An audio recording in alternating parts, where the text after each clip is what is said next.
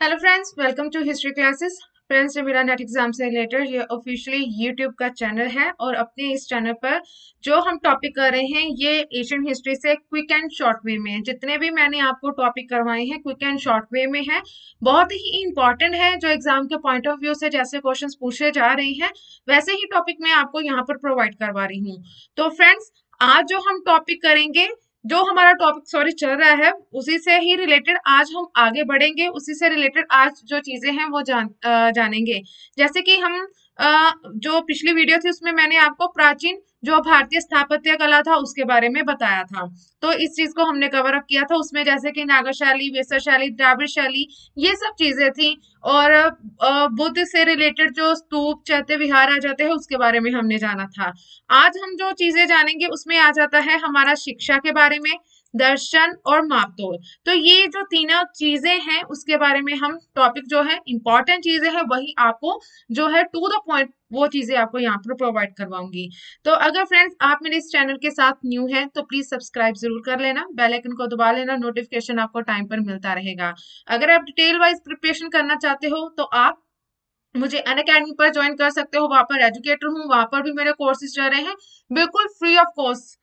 और जितने भी मैंने वहां पर लेसन्स दिए हैं उसी से रिलेटेड मैंने जो लिंक है नीचे वीडियो में डिस्क्रिप्शन में दिया हुआ है, आप जाकर वहां पर देख सकते हो। एक बार जाकर जरूर देखिएगा, कंफर्मेशन जरूर कीजिएगा अपना कि वहां पर जो कोर्सेज हैं कितना मटेरियल अवेलेबल है, आपकी प्रिपरेशन कैसे हो सकती है। तो प्लीज एक बार जाकर जरूर देखिएगा, क्योंकि फ्री में है तो आपकी प्रिपरेशन और आपके लिए फायदेमंद है, तो जाकर जरूर देखिएगा। तो चलिए आज के जो हमारे टॉपिक है उसको हम आगे कंटिन्यू करेंगे, स्टार्ट करते हैं। तो जैसे कि जानते हैं, हम पहले जानेंगे प्राचीन भारत में जो शिक्षा के जो केंद्र आ जाते हैं। तो जो प्रमुख शिक्षा के जो केंद्र है उसमें हम पहले जानेंगे। शिक्षा की प्रमुख केंद्रों में पहले थोड़ा सा जान लेते हैं। जैसे कि बताया गया है कि बालक की जो सुनियोजित शिक्षा का जो आरंभ होता था वो कहाँ से था? ब्रह्मचर्य आश्रम में, जो उपनयन संस्कार के पश्चात होता था। तो ब्रह्मचर्य आश्रम में उपनयन संस्कार जो उसके पश्चात ये चीजें होती थी जो शुरुआती शिक्षा कहते थे। फिर आज आगे आ जाता है उपनिषदों में गुरुकुल के स्थान पर क्या होता था? आचार्य कुल। तो इसका प्रयोग किया जाता था। फिर आगे है कि जो बलराम और कृष्ण थे उन्होंने कहाँ से शिक्षा ग्रहण की थी? वो थे संदीपनी मुनि जो थे उनके आश्रम में रहकर ही उन्होंने शिक्षा को प्राप्त किया था।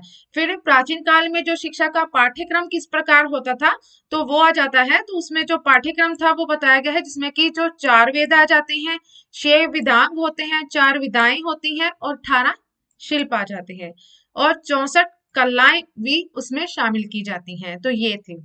आगे आ जाता है कि उसमें आचार्य और गुरु किस प्रकार होते थे।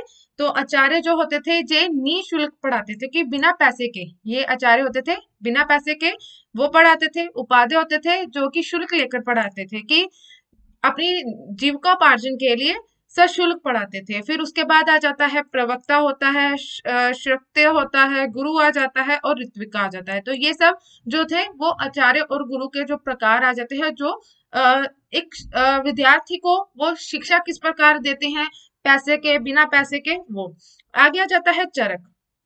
चरक क्या है? कि ये वो अध्यापक होते हैं जो घूमकर, भ्रमणशील अध्यापक इनको कहा गया है, ये घूमकर फिर जो शिक्षा जो अपने शिष्य होते हैं उनका ये चुनाव कर वह ज्ञान का प्रसार ये खुद करते हैं। इसमें जो उपनिषद काल में जो जो उद्दालक जो अरुणि थे, जो ऐसे ही आचार्य थे जो भ्रमणशील थे, वो अपने शिष्यों का चुनाव भी खुद ही करते थे और उनका ज्ञान का जो प्रसार है वो करते थे, उनको ज्ञान देते थे। आगे आ जाता है कि गुरुकुल में निवास करने वाले छात्रों को क्या कहते थे? अंतेवासी। कहाँ पर? गुरुकुल में। फिर आ जाता है नैष्टिक, जो उस ब्रह्मचारी, ये जो जीवन पर्यटन छात्र रहते थे इन्हें ब्रह्मवर्तधारी भी कहा जाता है। तो ये प्रकार आ जाते हैं। जो गुरु वो किस प्रकार उनको शिक्षा देते हैं, गुरुकुल क्या होता है, छात्र किस प्रकार, कौन कौन से किस प्रकार शिक्षा लेते हैं।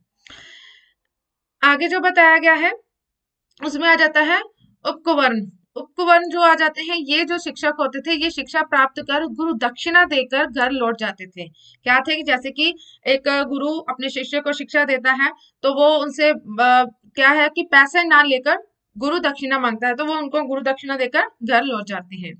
फिर आगे आ जाता है तीर्थकाक। ये ऐसे है कि एक आचार्य का परित्याग कर दूसरे जो आचार्य होते हैं उनके पास जाकर ये शिक्षा ग्रहण करते हैं, इनको कहा जाता है तीर्थकाक। तो इसमें स्त्रियां भी शामिल हैं। तो स्त्रियां भी आ जाती हैं जो शिक्षा ग्रहण करती हैं। तो दो प्रकार की आ जाती हैं जो शिक्षा ग्रहण करने वाली स्त्रियां होती थी। एक होती थी सदोवधु, तो ये आ जाता है जो कि अपने विवाह तक जो ब्रह्मचार्य का पालन करती थी। और दूसरी आ जाती है ब्रह्मवादिनी, जो कि पूरी उम्र अपनी जीवन पर्यटन ब्रह्मचारी रहकर ही ये ज्ञान अर्जन करती हैं, कि पूरी जीवन पर ही ये पूरा ज्ञान अर्जन करती है, पूरा ब्रह्मचार्य का पालन करती हैं। तो ये कुछ जो शिष्य आ जाते हैं, कुछ उनके प्रकार किस प्रकार वो कौन कौन से हैं। तो आगे हम जानेंगे जो शिक्षा के केंद्र हैं।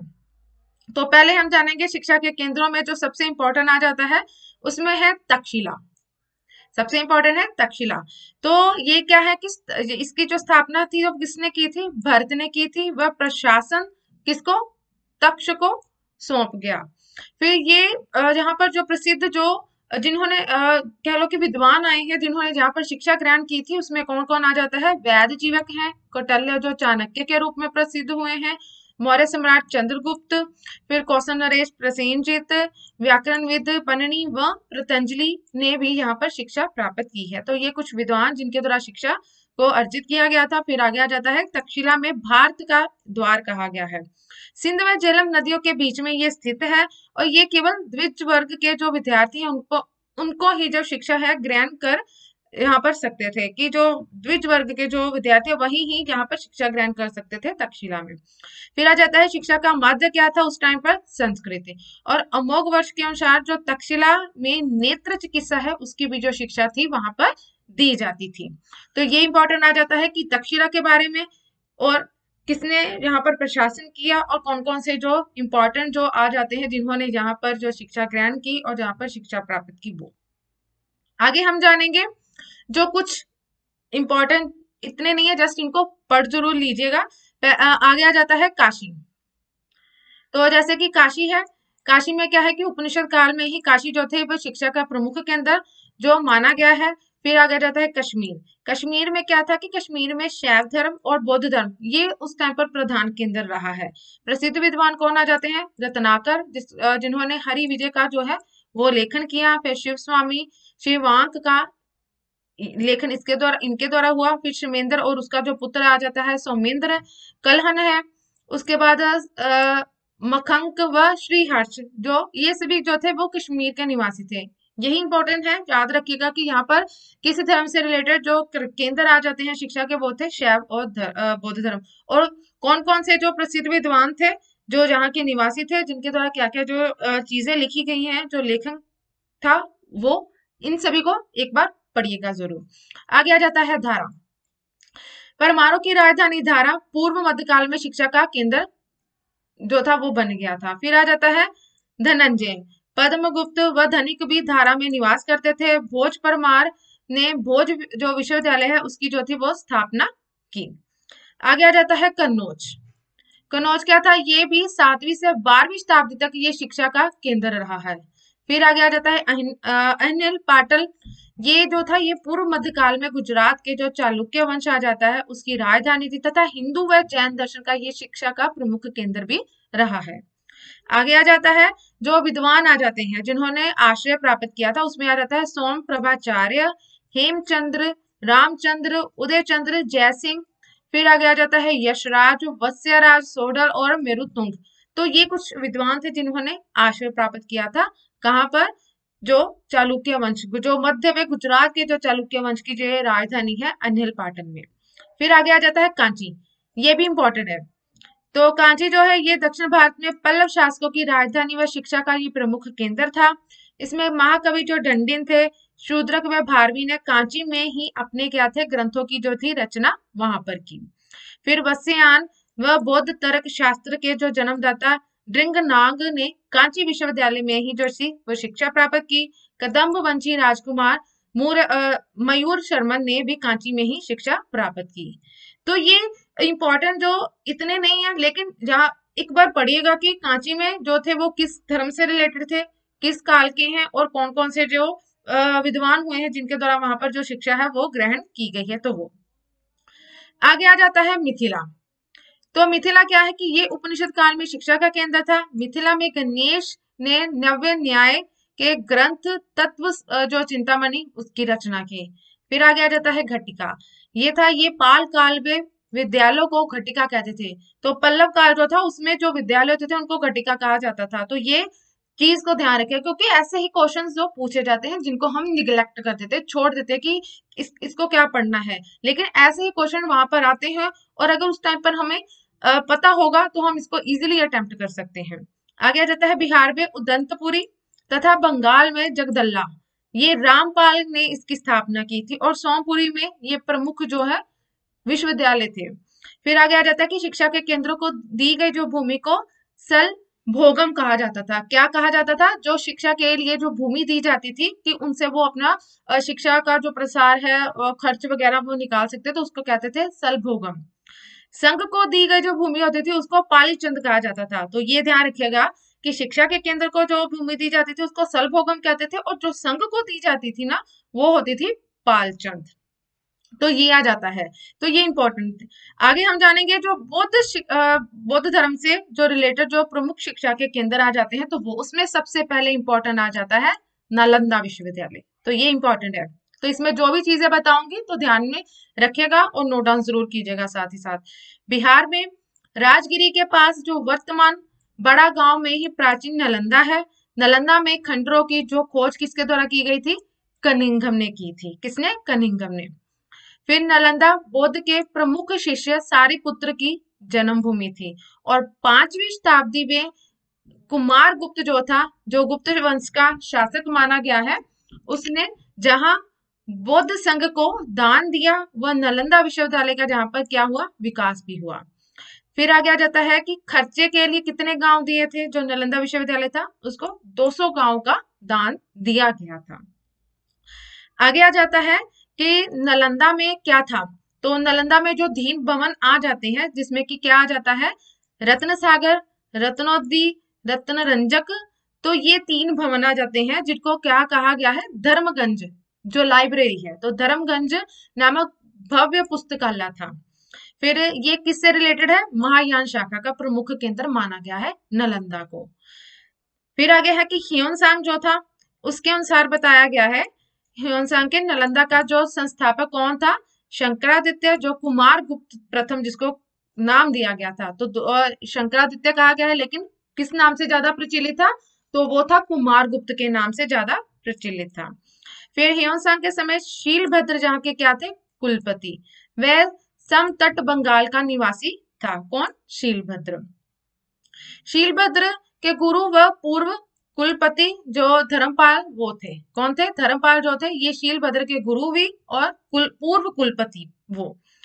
फिर ह्योन-सांग ने शीलभद्र को सत्य व धर्म का भंडार कहा, एवं शीलभद्र की जो मृत्यु पर ह्योन-सांग ने कहा था कि आज ज्ञान का जो नेत्र है वो बंद हो गया है।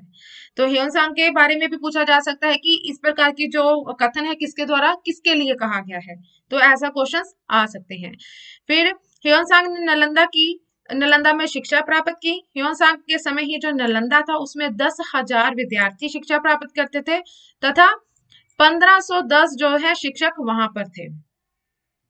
ह्योन-सांग ने यहाँ योग शास्त्र जो था उसका अध्ययन किया। और ह्योन-सांग ने चीन लौट जाने के बाद जो यहाँ पर प्रज्ञादेव नामक जो भिक्षु था उसने उनके लिए क्या थे? वस्त्रों का एक जोड़ा भी भेजा था वहां पर। नालंदा में प्रसिद्ध शिक्षकों में आर्यदेव, दृढ़ नाग दक्षिण भारत के, धर्मपाल कांची के, गुणमती व स्थिरमती जो थे ये वल्लभी के निवासी थे। तो ये इंपॉर्टेंट है, ये याद रखिएगा कि नालंदा के जो कौन से आ जाते हैं, फिर धर्मपाल कांची के थे, गुणमती स्थिरमती ये वल्लभी के थे। आगे है इत्सिंग के समय नालंदा में कुलपति कौन था? तो वो था राहुल मित्र। नरसिंह गुप्त बलादित्य ने नालंदा में 80 फीट ऊंची बुद्ध की प्रतिमा जो थी वो स्थापित करवाई। और हर्षवर्धन ने जो पीतल था उसका संगाराम निर्मित वहां पर करवाया था। पाल शासक कौन था? धर्मपाल, उसने भी नालंदा का पुनरुद्धार करवाया था। आगे आ जाता है प्रभामित्र, जिन मित्र, ज्ञानचंद्र और चंद्रपाल आदि कुछ अन्य विद्वान भी थे। फिर आगे आ जाता है कि जावा व सुमात्रा के जो शासक, जिसमें कि बालपुत्र देव ने नालंदा में एक मठ बनवाया। तो ये पूरा नालंदा के बारे में है कि आगे तक क्या क्या जो चीजें की गई थी नेक्स्ट के जो शासक हुए हैं उनके बारे में। तो ये भी चीजें ध्यान में रखिएगा। उसने निर्वाह के लिए पाल शासक देवपाल से क्या थी, 5 गांव देने, वहां से दिलवाए थे 5 गांव। फिर आ जाता है कि तिब्बत में बौद्ध धर्म का जो प्रचार प्रसार हेतु सर्वप्रथम नालंदा के जो विद्वान थे चंद्र गोमिनी, जो 8वीं सदी, व बाद के जो शांत रक्षित जो तिब्बत वहां पर गए। शांत रक्षित को क्या है, नालंदा में शिक्षित कश्मीरी भिक्षु और पद्म संभव ने सहायता की थी। तो ये हमने पहले जान लिया है कि महायान शाखा का ये केंद्र रहा है जो नालंदा था। और आगे है कि 1203 में क्या था कि बख्तियार खिलजी जो था ना, उसके द्वारा इसको नष्ट करवा दिया गया था। आगे आ जाता है विक्रमशिला। तो ये भी इंपॉर्टेंट है। इसकी स्थापना भी 8वीं शताब्दी में पाल वंशीय शासक कौन थे, धर्मपाल ने भागलपुर के पास अंतिचक जो गांव था ना उसमें की थी। विक्रमशिला को कोशी एवं गंगा के जो संगम पर स्थित होने के कारण शिला संगम कहा गया है। तो ये याद रखिएगा कि विक्रमशिला को और किस नाम से जाना जाता है, तो वो है शिला संगम के नाम से जाना जाता है। यहाँ पर क्या था कि ये महाविद्यालय थे, यहाँ पर प्रत्येक महाविद्यालय में 108 शिक्षक थे। तो प्रीवियस ईयर में ये क्वेश्चन भी आया था, जो पेपर 1 था ना उसमें ये पूछा गया था कि वहां पर जो कितने शिक्षक थे, वहां पर 108। ये महाविद्यालय में केंद्रीय कक्ष को विद्वान भवन भी कहा जाता था। फिर प्रसिद्ध बौद्ध विद्वान कौन है, दीपांकर श्री ज्ञान आतिश ने विक्रमशिला में शिक्षा व अध्ययन का जो कार्य किया, वह कुलपति वहां पर रहे। फिर गौड़ के ये रहने वाले थे जो बंगाल में है, और वह तिब्बत नरेश जो थे चुनचुप के निमंत्रण पर तिब्बत भी गए। उस समय कुलपति कौन था, शाक्य श्रीभद्र थे। फिर आगे आ जाता है कि विक्रमशिला के जो पश्चिम द्वार का द्वार पंडित कौन था, वागेश्वर कीर्ति था। विक्रमशिला में जो स्थानकों को पंडित, तर्कालंकार एवं तर्क चक्रवर्ती की जो उपाधियां थी वो दी गई हैं। 6 द्वार पंडितों की जो समिति होती थी, प्रवेश द्वार किया जाता था कि उसकी जो समिति के द्वारा ही प्रवेश द्वार जो दिया जाता था 6 पंडितों की समिति के द्वारा। इसको अभी 1203 में बख्तियार खिलजी के द्वारा दुर्ग को एक दुर्ग समझकर इसको जला दिया गया था, नष्ट कर दिया गया था। आगे आ जाता है कि 7वीं शताब्दी के मध्य में तिब्बत के राजा गोम्पो ने अपने एक मंत्री थानमी को नालंदा के अध्ययन के लिए वहां पर भेजा, और नालंदा में तंत्र शास्त्र का एक विद्वान कर्मशील कुछ समय बाद तिब्बत क्या, वह तिब्बती विद्वान को शस्त्रार्थ में उसने पराजित किया। तो इतना इंपॉर्टेंट है, जस्ट रीड कर लीजिएगा। ये इंपॉर्टेंट है कि विक्रमशिला किसके लिए प्रसिद्ध था, ये तंत्रयान और वज्रयान शिक्षा का ये केंद्र माना गया है। ये जरूर याद रखिएगा कि कौन सा किसके लिए प्रसिद्ध है। आगे आ जाता है वल्लभी विश्वविद्यालय। तो ये कहाँ पर है, गुजरात के काठियावाड़ में समुद्र तट पर स्थित ये वल्लभी नालंदा विश्वविद्यालय के साथ विकसित हुआ और 7वीं शताब्दी तक शिक्षा का ये प्रमुख केंद्र बन गया। गुणमती व स्थिरमती जो थे ये जहाँ के प्रसिद्ध विद्वान थे, वह नालंदा में भी रहे, वह वल्लभी में 7वीं सदी में ये प्रमुख आचार्य भी थे। आगे आ जाता है वल्लभी नगर की जो स्थापना थी ये मैत्रिक वंशी शासक जो थे भट्टारक ने की थी, और वल्लभी विश्वविद्यालय के प्रथम विहार का निर्माण मैत्रिक वंशी ध्रुवसेन प्रथम की जो पुत्री दिद्दा ने करवाया था। आगे आ जाता है कि ये किसके लिए प्रसिद्ध था, ये हीनयान की जो शिक्षा का वल्लभी जो था ये हीनयान शाखा का जो था उस शिक्षा का केंद्र ये माना गया है। तो सभी जो थे अलग अलग है, तो ये वल्लभी जो था ये हीनयान के लिए प्रसिद्ध था। आगे वल्लभी के स्थानकों को प्रशासनिक पदों पर नियुक्त किया जाता था, और अंत में है कि अरब आक्रमणियों ने ही वल्लभी को भी नष्ट कर दिया था। तो ये फ्रेंड सभी चीजें जो है मैंने आपको प्रोवाइड करवाई जो है ये इंपॉर्टेंट है। जो हमने वल्लभी के बारे में जाना, फिर विक्रमशिला के बारे में, फिर क्या है आगे आ जाता है नालंदा के बारे में और तक्षशिला के बारे में। तो और कुछ जो इम्पोर्टेंट जो शिक्षा के केंद्र रहे हैं उसके बारे में हमने जाना है। तो ये सभी इम्पोर्टेंट है क्योंकि क्वेश्चंस यहाँ से पूछे जा रहे हैं। तो आज के लिए ये इतना ही। आगे हम जानेंगे जो हमारा आगे दर्शन है, दर्शन कौन कौन से आ जाते हैं कि सबका जो मत किस प्रकार है, शंकराचार्य के बारे में, द्वैतवाद, विशिष्ट द्वैतवाद, माधवाचार्य का। तो ये सब चीजों को हम आगे नेक्स्ट वीडियो में जानेंगे। आज के लिए इतना ही। तो फिर इसके बाद माप तोल आएगा, विविध कुछ अन्य जो तथ्य आ जाते हैं उसके बारे में आपको इंपॉर्टेंट जो चीजें हैं जो पूछी जाती हैं वही आपको यहाँ पर प्रोवाइड करवाऊंगी।